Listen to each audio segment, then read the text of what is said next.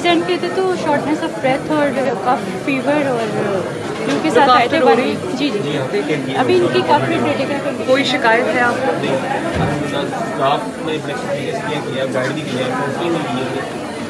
Everything is explained like in अल्लाह ताला से देखो। इंजेक्शन लगा है इंजेक्शन लगाया है वो इसलिए कि एकदम लाते नहीं है, मॉनिटरिंग हो रही है। वो ब्रानोला लगा है, मैं देख रही हूँ।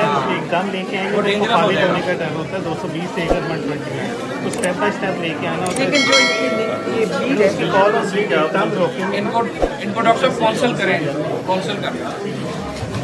एकदम रखें तो उस वजह से नुकसान होता है, तो Aahista Aahista. I get that.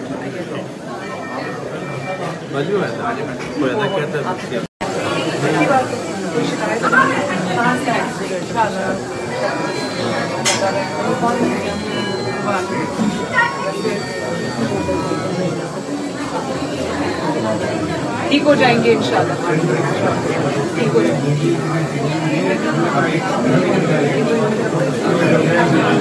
किसे क्या हो गया? क्या हुआ? ये गिर गया मैडम। कहाँ से गिर गए हो?